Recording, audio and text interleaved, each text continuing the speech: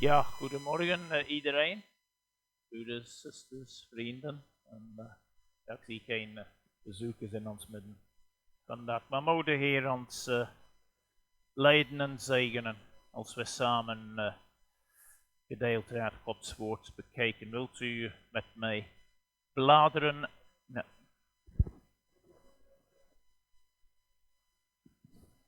Oh, ik heb rode licht. Oh.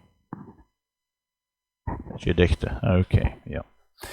Dus wilt u met mij bladeren naar eerste brief van Paulus aan de Korinthiers, 1 Korinthe, hoofdstuk 1. We gaan verder met de reeks die wij vorige week begonnen waren.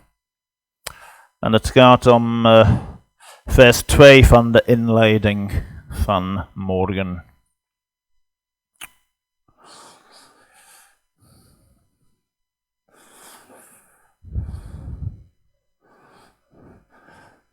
Als jullie handelingen nog open hadden, volgende Bijbelboek is de Romeinen en daarna komt 1 Korinthe. 1 Korinthe hoofdstuk 1. Nu, sport is iets gezonds. De mens heeft lichamelijke beweging nodig. Dat is goed voor de gezondheid. We zijn in de sport, zowel individuele sporten, bijvoorbeeld tennis of tafeltennis, of paardrennen, als teamsporten.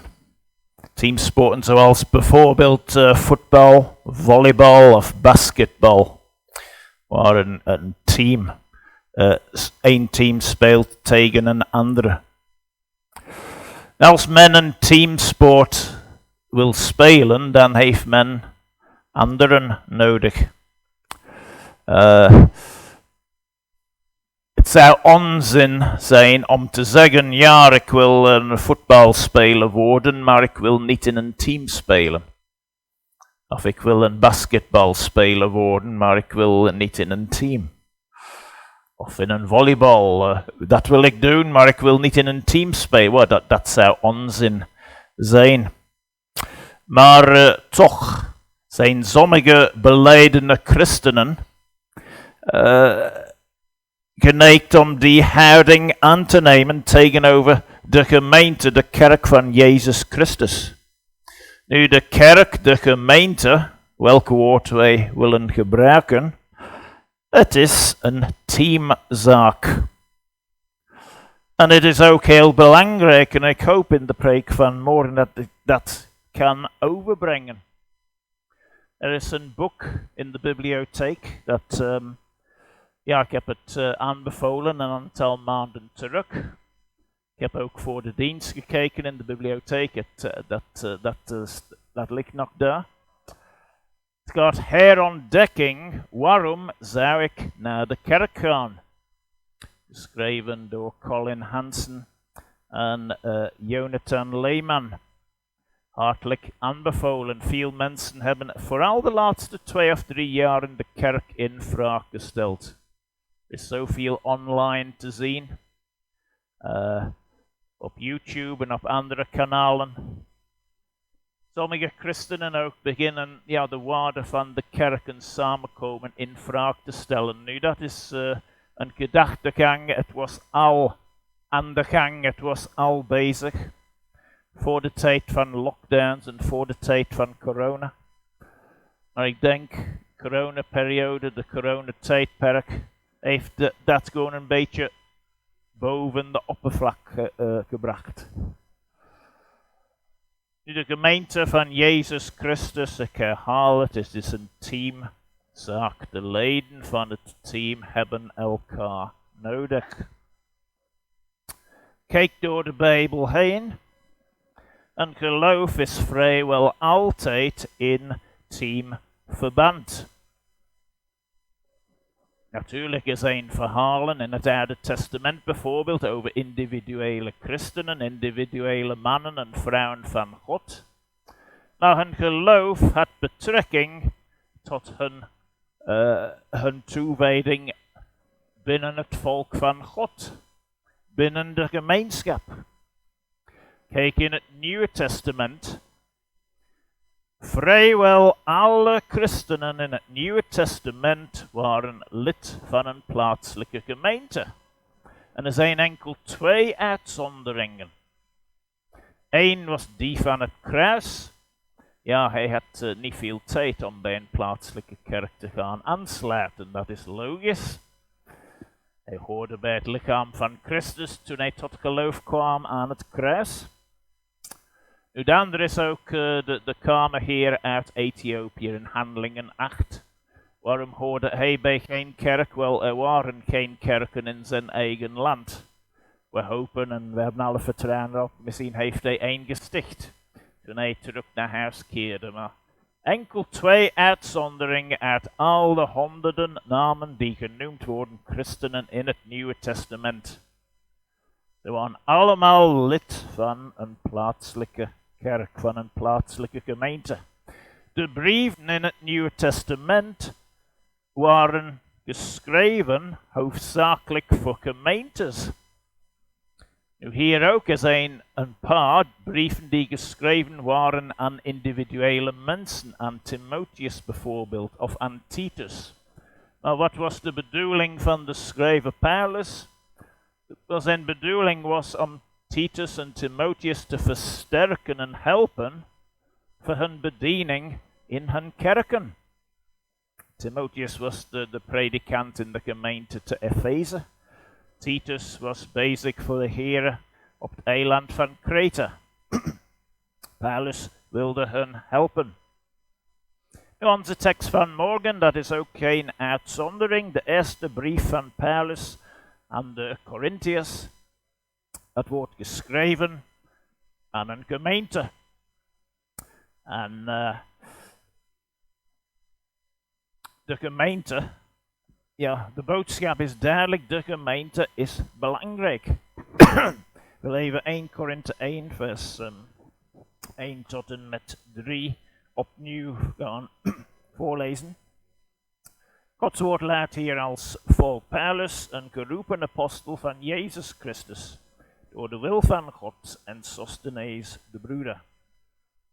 Aan de gemeente van God die in Korinthe is, aan de geheiligden in Christus Jezus, geroepen heiligen, met allen die de naam van onze Heere Jezus Christus aanroepen, in elke plaats, zowel hun als onze Heere.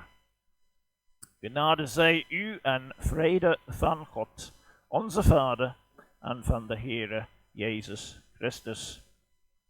Excuseer mij, ik moet even een beetje water drinken. Mijn nieuwe medicatie, het veroorzaakt wat kribbels in de keel. Sorry daarvoor.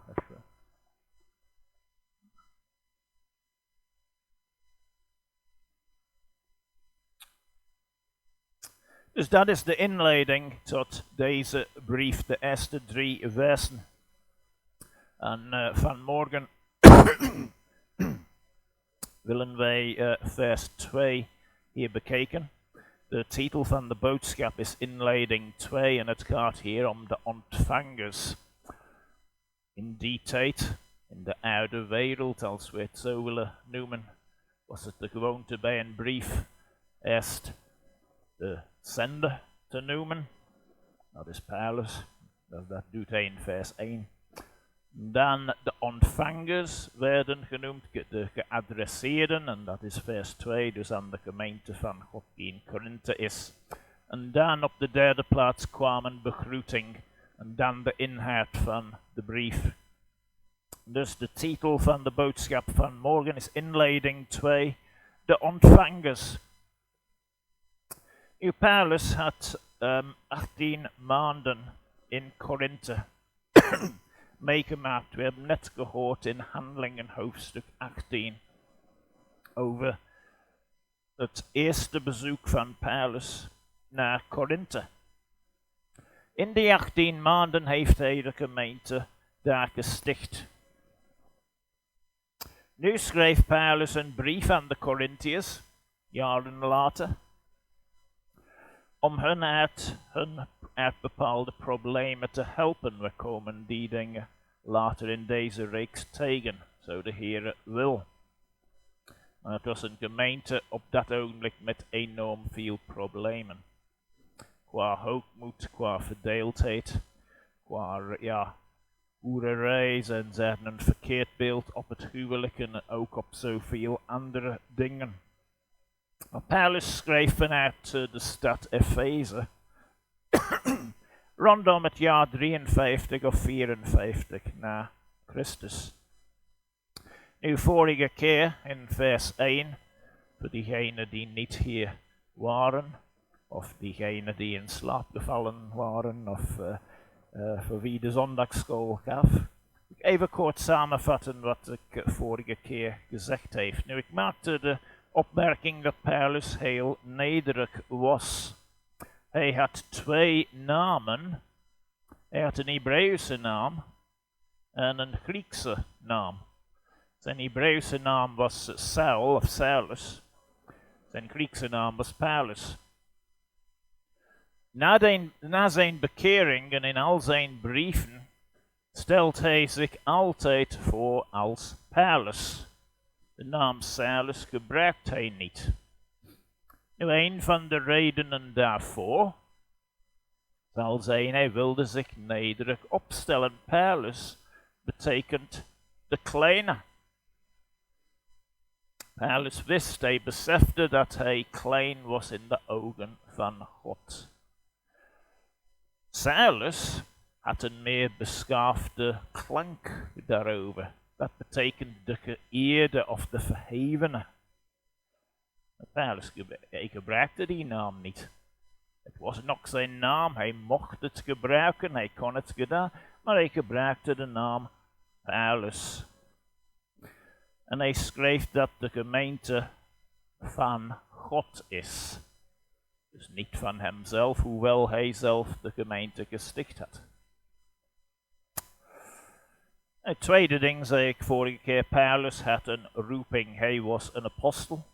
Zijn bediening had gezag en hij wilde de Heere volgen in alles. Een geroepen apostel van Jezus Christus door de wil van God. Een derde punt was dat Paulus werkte samen met andere christenen. Hij noemt hier Sostenes. We weten niet met zekerheid wie Sostenes was. Er is een Sostenes genoemd in Handelingen 18. Of het dezelfde persoon is, zijn we niet zeker. Het punt is hier, Paulus, hij wilde niet enkel zijn eigen naam noemen.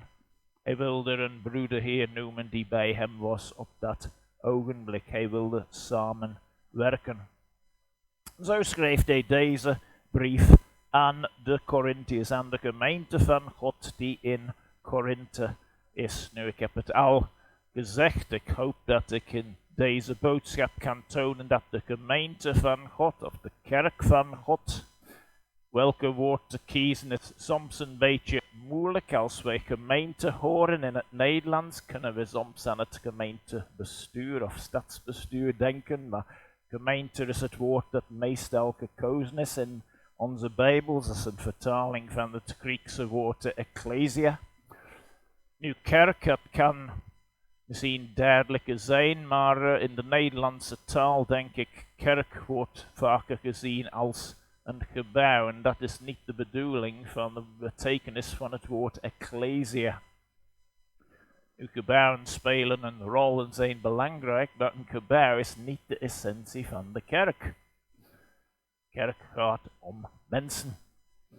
Er is een verantwoordelijkheid om voor een gebouw te zorgen en te onderhouden. En we zijn blij dat wij dit gebouw hebben en het gebouw op de overkant hier. Dat we mogen samenkomen. Zeker in de herfst en winter. Als het weer slechter wordt. Dat wij een dak boven ons hoofd hebben om de Heere God te aanbidden. Maar een gebouw is niet de essentie van ecclesia, van de kerk, van de gemeente. Het gaat om de mensen. Nou, mijn eerste opmerking van mij is, de gemeente is van God. Paulus schrijft het hier duidelijk. Vers 2 begint hij met de woorden aan de gemeente van God. die te Korinthe is. De gemeente is van God. De Heere God heeft de gemeente geschapen. Ik heb al gezegd in de Bijbel, het geloof, het speelt zich af meestal in een gezamenlijk verband. Het samen zijn, deel zijn van een grotere groep. Ik heb het woord ecclesia genoemd. Dat is het woord wat we vinden in het Nieuwe Testament, vertaald meestal als gemeente in onze Bijbels. En als we naar het Oude Testament zijn, kahal, de vergadering, well, dat is het Hebreeuwse woord. Dat betekent ook een samenkomst van gelovigen. Er zijn verschillende oproepen in het Oude Testament voor de gelovigen om samen te komen. Ik wil niets hier afbreken van het idee van een persoonlijk geloof. Geloof is in een zekere zin persoonlijk. Maar als we geloven, het is de bedoeling dat we ons geloof uitoefenen te hulp van anderen. God te aanbidden, hem te dienen, uiteraard, maar ook anderen. En dat betekent samen zijn, bij een groep horen. Helemaal in het begin van de Bijbel, toen Adam alleen was, voordat de vrouw geschapen was, zei de Heere God, het is niet goed dat de mens alleen is. Dat is niet goed. Mens is toch een sociaal wezen. Veel ongelovigen beseffen dat. Veel ongelovigen zijn er die zeggen, ik zou niet alleen kunnen zijn. Ze moeten gezelschap hebben, ze moeten iemand zien. Thuis zitten alleen, dat zou niets voor hen zijn. Nu, er zijn ook mensen die graag alleen zijn, dat wel. Maar vroeger of later in het leven heeft iedereen iemand nodig. Als je voedsel nodig hebt, wat doe je? Wel, in onze cultuur gaan we naar de winkels. Nou, dat betekent dat er moeten anderen daar zijn. Er moet iemand zijn die een winkel geopend heeft en het heeft opgebouwd en die voedsel geeft, verkoopt. Als we ziek zijn of als we geblesseerd worden, wel, wat gebeurt? Wel, soms gaan we naar het ziekenhuis. Dan zijn we afhankelijk van anderen. We hebben anderen nodig om voor ons te zorgen. Op verschillende fronten in het leven hebben wij anderen nodig. De Heere zei het in het begin over Adam, het is niet goed dat de man alleen is. Daarom heeft hij de vrouw geschapen en nadat hij de vrouw geschapen heeft, sprak de Heere de woorden, wat hij zag, het was zeer goed. Voordien het was het enkel goed. Het was goed. Maar als de schepping voltooid was het zeer goed. Wat hij zag, de gemeente. En dat is van God. Zij is van hem. Door hem geschapen. Ook door hem gekocht. Met zijn eigen bloed. En Paulus zei, nee, ik zou beter Lucas zeggen, verhandelingen natuurlijk. Het gaat om woorden van Paulus, maar in Handelingen hoofdstuk 20 is de apostel Paulus in gesprek met de ouderlingen in de gemeente te Efeze. En hij geeft hen een oproep om goed op de kudde te waken. Zie dan toe op uzelf en op heel de kudde, te midden waarvan de Heilige Geest u tot opzieners aangesteld heeft. Opzieners is een andere woord voor ouderlingen of oudsten. Om de gemeente van God te wijden, die hij verkregen heeft. Hoe? Door zijn eigen bloed. Nou, dat is iets, ja, wat moeten we daarover zeggen? Het is een mysterie, ja, voor een stukje. God is gestorven voor zijn gemeente. Ja? Wij vertellen, wij verkondigen, wij geloven met ons ganse hart, God is onsterfelijk. Wat zeggen we hier? Ja, de onsterfelijke sterft. Ja? Dat is een stukje een mysterie, maar het is zo. Zo heeft de Heere God dat teweeg gebracht. Het feit dat hij zijn gemeente gekocht heeft, ja, dat is van hem. Het hoort tot hem. Zijn bezit, zijn eigendom. De kerk, de gemeente te Korinthe en alle plaatselijke kerken, die zijn in wezen van hem. Ja, maar kunnen ook zijn er gemeentes die zich gedragen alsof ze van zichzelf waren. Maar in wezen zijn alle gemeentes van hem. Zijn bezit, zijn eigendom.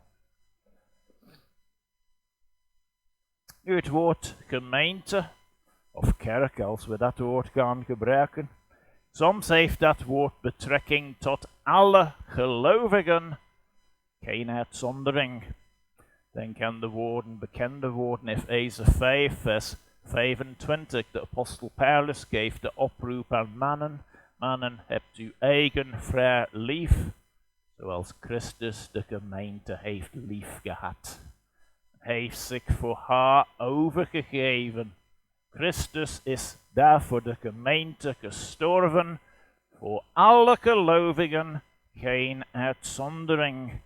Dus Efeze 5 vers 25 is een verwijzing naar het universele lichaam van Christus, de gemeente in zijn totaliteit. Maar in andere plaatsen in de Bijbel wordt gemeente gebruikt, of het woord gemeente, als een verwijzing naar een plaatselijke vereniging, een plaatselijke groep van gelovigen, zoals het hier is in 1 Korinthe 1 vers 2 aan de gemeente van God die in Korinthe is. Dit is een brief naar een specifieke plaatselijke gemeente. En we vinden die twee betekenissen van gemeente door het Nieuwe Testament heen. Maar in beide gevallen is de gemeente van de Heere God en het is de taak van de gemeente om hem te volgen. En we mogen het nooit uit het oog verliezen, alles wat wij doen, dat moet voor hem zijn. Alle elementen van onze samenkomst, ons zingen, ons bidden, ons luisteren naar de schriftlezing, de verkondiging van het woord, ons omgang met elkaar, onze gesprekken na de dienst, alles is voor hem. En het is de bedoeling dat alles tot zijn eer gebeurt. En dat is ook een duidelijke oproep. En dat leidt mij gemakkelijk tot mijn volgende opmerking. Punt nummer 2. Punt nummer 1, de gemeente is van God. Punt nummer 2, de gemeente is apart gezet.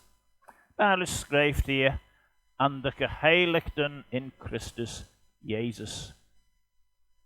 Nu de leden van de gemeente, de echte gelovigen, de wederom geboren gelovigen, zijn geheiligd in Christus. Nu dat is een gevolg van Gods eigen karakter. Volgelingen van God.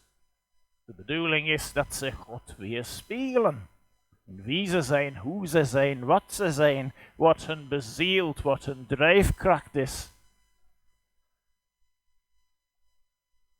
En wat eigenlijk in essentie is het karakter van God. Ja, we zouden veel daarover kunnen vertellen. Maar een van de belangrijkste eigenschappen van God is dat hij een heilige God is. Als ik één ding zou kunnen overbrengen aan iemand over God, wat zou ik zeggen aan die persoon? Ik zeg, God is heilig. God is zoveel anders, dat weet ik. Hij is soeverein, hij is almachtig, hij is genadig, langmoedig, barmhartig, enzovoort. Maar eerst en vooral, hij is heilig, hij is apart, hij is uniek. Nu wilt u met mij even bladeren terug tot het boek Leviticus. En we zien dat overal, het komt verschillende keer voor over de heiligheid van God. Kunnen wij Leviticus 11 openen? Het is het derde Bijbelboek, na Genesis en naar Exodus. Leviticus 11 en vers 44 en 45. En die woorden, geschreven daardoor Mozes, luiden als volgt. Leviticus 11 vers 44, want ik ben de Heere uw God. U moet u heiligen en heilig zijn. En waarom dan? Want ik ben heilig. U mag uzelf niet verontreinigen met al de kruipende dieren die zich over de aarde voortbrengen. Natuurlijk, de wetten in context van het Oude Testament waren een uitleg over hoe de Israëlieten moesten leven, hoe zij heilig moesten zijn. Maar de Heer zegt hier, ik ben heilig. Nu, een paar hoofdstukken verder, Leviticus 19, broeder Lucas heeft het al voor ons voorgelezen. Leviticus 19 en vers 2 spreekt tot heel de gemeenschap van de Israëlieten en zegt tegen hen, heilig moet u zijn. Waarom? Want ik, de Heere uw God, ben heilig. En een hoofdstuk verder, om nog een voorbeeld te noemen, hoofdstuk 20 van Leviticus, aan vers 7 en vers 8, en daar lezen wij het volgende. Heilig uzelf en wees heilig. Ja, waarom dan? Om dezelfde reden. Want ik ben de Heere, uw God. Houd mijn verordeningen en doe ze. Ik ben de Heere die u heiligt. En die woorden zijn zo belangrijk geweest. Dus ze worden ook in het Nieuw Testament geciteerd. We gaan het nu niet opzoeken, maar 1 Petrus 1 vers 16. Daar vinden wij een citatie van die woorden uit Leviticus. Wees heilig, omdat de Heere heilig is. En dus de gemeente is apart gezet en dat heeft met Gods karakter te maken. De Heere in het Oude Testament, hij heeft Israël apart gezet. In het boek Exodus, dat is het tweede Bijbelboek, 19 en vers 5 en 6 lezen wij het volgende. Nu dan, als u nauwgezet mijn stem gehoorzaamt en mijn verbond in acht neemt, dan zult u uit alle volken mijn persoonlijk eigendom zijn, want heel de aarde is van mij. U dan, u zult voor mij een koninkrijk van priesters en een heilig volk zijn. Dit zijn de woorden die u tot de Israëlieten moet spreken. De Heer had het volk Israël apart gezet als heilig. Ze hadden een apart karakter, een aparte bediening. Zij moesten Gods woord bewaken. Zij moesten getuigenis zijn voor de volkeren rondom. En uit dat volk moest de Messias naar het vlees geboren worden uit de stam Juda. En hetzelfde gebeurt met de gemeente in het Nieuwe Testament. We lezen hier in vers 2 dat de gemeente te Korinthe, en wie zijn zij? Wie zijn dat? De geheiligden in Christus apart gezet. En als we even gaan bladeren een beetje verder in 1 Korinthe, tot hoofdstuk 3 en vers 16 en 17. Hij roept hen op om een heilig levenswandel te voeren. Omdat zij Gods tempel zijn. God woont in hen door zijn geest. En zo moeten ze heilig zijn. Weet u niet dat u Gods tempel bent en dat de geest van God in u woont? 1 Korinthe 3 vers 16. Dan zegt hij het volgende in vers 17. Als iemand de tempel van God te gronde richt, zal God hem te gronde richten. Want de tempel van God is heilig en deze tempel bent u. Als we dan 3 hoofdstukken verder gaan, 1 Korinthe 6 en vers 9 tot en met 11, dezelfde oproep. Weet u niet dat onrechtvaardigen het koninkrijk van God niet zullen beërven? Dwaal niet, ontuchtplegers, afgodendienaars, overspelers, skanknapen, mannen die met mannen slapen, dieven, hebzuchtigen, dronkaards, lasteraars en rovers zullen het koninkrijk van God niet beërven. Sommigen van u zijn dat wel geweest. Er zal meer in de komende weken en maanden daarover gezegd. De Korinthiërs waren ook niet zo braaf, dat gaan we zien in deze serie. Maar wat schrijft Paulus dan verder? Sommigen van u zijn dat wel geweest, maar u bent schoon gewassen. Maar u bent geheiligd. U bent gerechtvaardigd in de naam van de Heere Jezus en door de geest van onze God. De Heere had hen apart gezet als heilig. Met een oproep om anders te zijn. Nu, dat is maar één aspect van de Bijbelse leer over heiliging, apart zetten. Het heeft een verbinding met de leer over rechtvaardiging. Rechtvaardiging, kortom gezegd, is dat God verklaart zijn volk als rechtvaardig door de dood van Jezus aan het kruis. En een wissel dat gebeurt, zijn eigen rechtvaardigheid wordt toegerekend aan zijn volk. Stel voor dat u miljoenen in de schuld bent. Vreselijke situatie, maar ja, schulden gebeuren in het leven. En stel voor als een miljonair of biljardair komt en zegt, weet je wat, ik zal uw schulden voor u betalen. En dat is al mooi, hè? Je komt terug op 0. Maar die doet meer dan dat. En dan die stoot miljoenen nog bij op uw rekening. Dus bent u dan miljoenen in krediet. Ja, er zijn voorbeelden, niet genoeg om de wonde van de rechtvaardiging uit te leggen. Maar zo is dat.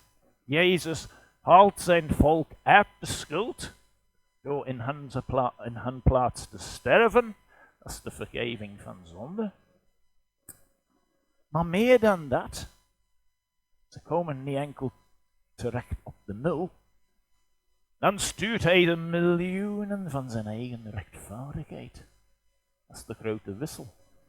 Hij neemt die schulden, zijn volk krijgt die rechtvaardigheid, de gerechtigheid van hem. Dat is rechtvaardiging.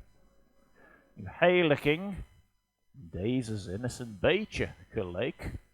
God zet zijn volk apart als heilig. Het heeft te maken met, het is een soort juridische element. Het heeft met schuld te maken. De schuld is weg. Maar het leidt ons dan tot een ander aspect van de heiliging. Dan sla ik over naar mijn derde punt. De gemeente wordt geroepen tot heiligheid. De gemeente is niet enkel apart gezet als heilig, maar die wordt opgeroepen om heilig te leven. En dat is de andere aspect van de heiliging. Dit heeft met de toestand van een gelovige te maken. Het gaat om een beweging of een omzet, het verzuiveren of rein maken. Het is één ding om apart gezet te zijn als heilig. Dan is iets anders om een heilig leven te voeren, maar dat wil de Heer. Nu voor de Korinthiërs, dat kwam niet vanzelf. Ze waren een beetje vanuit zichzelf een hoogmoedige volk. als je een klein beetje weet van de kaart van Griekenland, de hoofdland, heeft 2 grote stukken, lijkt op 2 ballonnen die aan elkaar verbonden zijn. Maar dat smale stuk in het midden, dat, ja, bij een wijze van spreken verbindt het land. Korinthe was in die omgeving. En dat betekent dat er was veel doorgaand verkeer, er was veel handel. Het was een drukke stad, een belangrijke stad. Maar nog iets, het was ook een hoofdstad. Het was de hoofdstad van de provincie Achaia.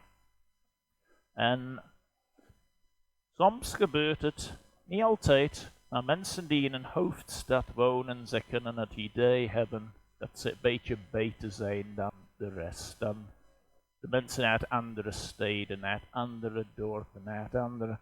Nu, ik wil niet al onze Brusselaren hier gaan beschuldigen, maar u weet wat ik bedoel. Dat gebeurt soms. We wonen in de hoofdstad, we zijn het meteen speciaal. En de doorsnee Korinthe, ja, had dat misschien een beetje. Ze hadden dat een beetje over hen. Het was een extra factor. Een hoogmoedig volk. En dus die oproep, wees heilig. Wandel heilig. Ja, ik zie de tijd gaat hierdoor. Ik had niet gedacht dat dit zo lang zou duren, maar kunt u even met mij bladeren naar 2 Korinthe 7.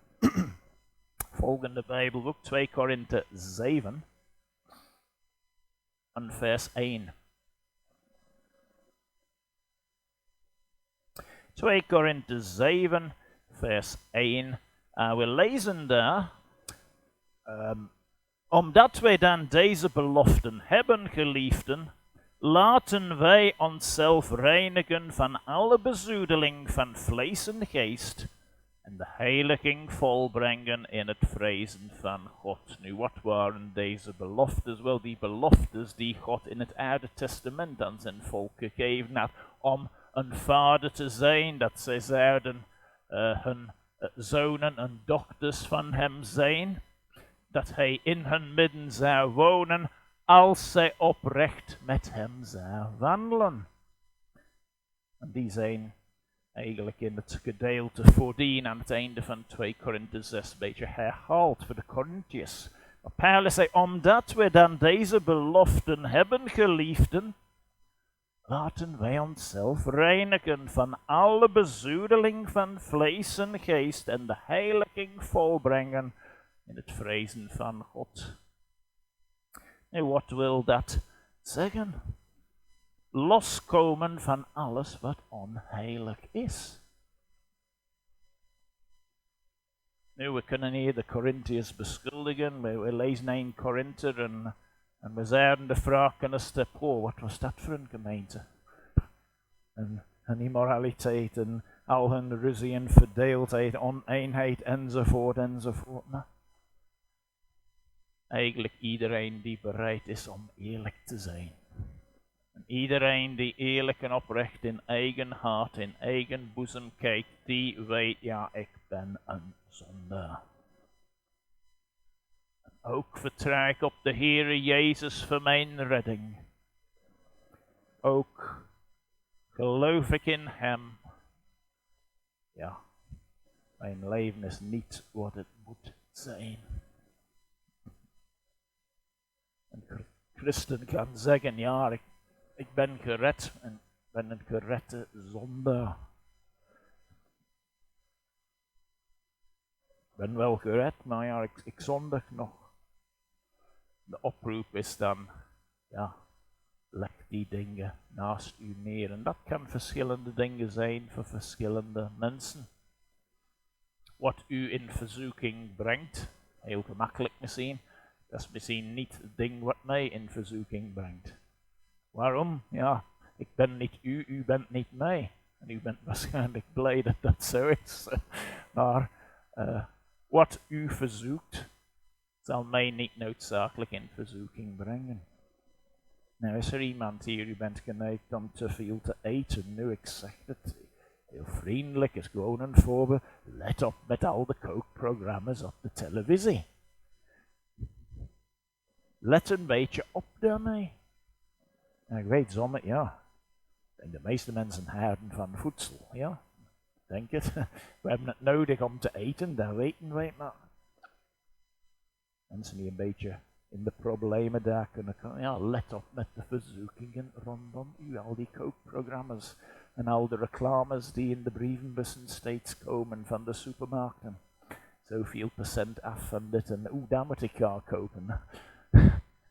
En voordat je het weet heb je zoveel uitgegeven en ja, als het te vaak of in te grote hoeveelheden worden opgegeten, dan ja, dat is gewoon niet gezond.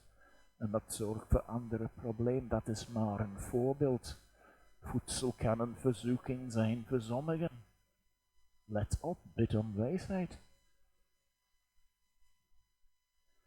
Er zijn andere voorbeelden. Ja, onze tijd is gegaan. De oproep hier tot de Korinthiërs. Jullie zijn apart gezet als heilig, dus leef dan een heilig levenswandel. Kom af van de dingen die u van de Heere afhouden. De gemeente wordt geroepen hier tot heiligheid. Johannes, de apostel Johannes, hij schrijft in 1 Johannes 3 vers 3, wie deze hoop heeft, deze hoop in Christus, reinigt zichzelf. Die let op zijn levenswandel, zijn levensstijl. Alles wat een invloed heeft. Nu heel rap om af te ronden, er zijn nog 2 punten, sorry. Ja, ik had echt niet gedacht dat het zo lang zou duren, maar een 4e opmerking over de gemeente bidt. De gemeente bidt. Paulus schreef met allen die de naam van onze Heere Jezus Christus aanroepen. Dat is een karakteristiek van de gemeente van Christus. Ze roepen tot God, ze bidden. Andere mensen, ofwel bidden ze niet, ofwel bidden ze tot een afgod. En dat is in contrast tot de christen. De christen, dat is iemand die bidt. Een echte, wederom geboren christen, iemand die echt tot geloof in de Heere Jezus, die bidt. En dat is een relatie met de Heere. Dat is de uitdrukking daarvan. Christenen hebben een andere wereldbeeld. Wij geloven in een schepper. Wij geloven dat wij een oorsprong hebben in God. Hij heeft ons gemaakt naar zijn beeld. Wij horen tot hem. Wij aanvaarden zijn normen, zijn waarden, de dingen die dierbaar zijn voor hem. Nu, de secularist, dat is iemand die denkt, oh, dit leven is alles, we worden geboren en we gaan sterven. Ja, weet je wat ik denk van secularisme? Het is miserabel. Miserabel. Nee, ik zou zeggen gelukkig, ik gebruik ook dat woord niet graag, maar gelukkig of God zij dank bij secularisten beseffen het niet zelf hoe miserabel ze zijn. En ze leven niet consequent naar wat ze geloven. En ja, om dat heel kort te illustreren, secularisten, ze geloven, ja, dit leven is alles, dus we hebben zoveel jaren, 70 of 80 jaar, we moeten zoveel mogelijk in die tijdspan doen, zoveel landen mogelijk bezoeken en zoveel dingen uitproberen en zoveel mogelijk leren. En de klok tikt. Elke seconde is een seconde verloren dichterbij dat eindpunt voor hen. En er is geen ruimte voor geduld. Er is geen ruimte voor moraliteit. En er is absoluut geen zin in het leven. Ziet u voor een stukje waarom ik dat miserabel noem? En ik denk sommigen van hen beseffen het ook voor een stukje. Een van de redenen waarom vinden we zoveel miserabele mensen rondom ons. Want ze beweren dat ze secularisten zijn. Secularisme is miserabel. Als dit leven alles was. Christenen hebben een ander wereldbeeld. Christenen roepen naar de Heer om genade, om gered te worden en om te volharden. En nu echt mijn laatste punt. De gemeente is overal. Overal. Die christenen, zij roepen tot de Heer en zij doen het in elke plaats, zowel hun als onze Heer. Nu, ik denk het is best mogelijk dat in elke plaats betekent hier in elke plaats van de provincie Achaia. Paulus noemt de provincie Achaia uitdrukkelijk bij het begin van 2 Korinthe. Maar het kan zijn, ja, misschien is het een verwijzing naar alle christenen in alle plaatsen. Dat twijfel ik een beetje, maar het is toch van algemene toepassing. Er zijn wel mensen overal, in alle plaatsen, die op de naam van de Heere Jezus roepen. Gods kerk is wereldwijd. We kunnen de gemeente in 3 verschillende toestanden beschrijven. Er is de kerk hier op aarde, de kerk of de gemeente in de strijd. Dan heb je de gemeente als het ware in verwachting op de wederkomst. En de zielen die al bij de Heere zijn, die zijn gered en ze zijn bij hem. Zij wachten ook op de afrondingen van alle die in verwachting. En dan in de eeuwigheid op de nieuwe aarde, de gemeente in de overwinning. Ja, dat zou misschien een mooie preek voor een andere keer zijn. Maar het punt is hier, de kerk van Jezus Christus, de gemeente van Jezus Christus is niet egocentrisch, maar Christocentrisch. Dat wil zeggen, de mens is niet in het middelpunt, maar Christus. Nou, de oproep is altijd tot ongelovigen, kom tot hem. Hij die gestorven is voor zondaren zoals u. En de oproep tot diegenen die hem al kennen. De meerderheid van ons vertrouwt daarop hier. Volg hem. Volg hem in heiligheid, zoals u geroepen bent. Amen. Laat ons bidden.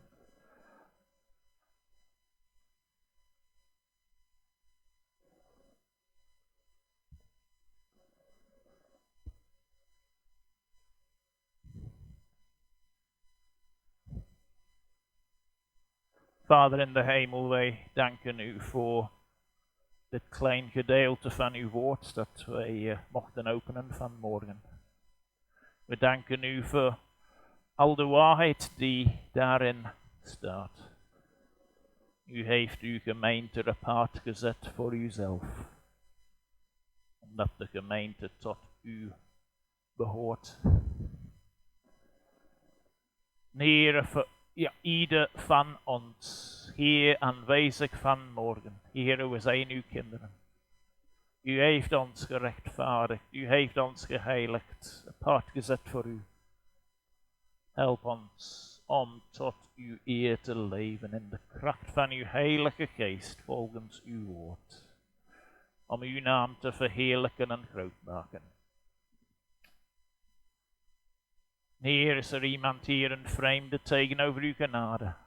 Heer, wilt u die ziel vandaag aanraken? Deze dag een dag van de redding maken. Eer en de glorie van uw naam. Wij vragen het om Jezus wil en uit genade. Amen. Ja, mijn excuses opnieuw. Het is een beetje lang geworden vanmorgen. Ik geef het woord terug aan broeder Lucas.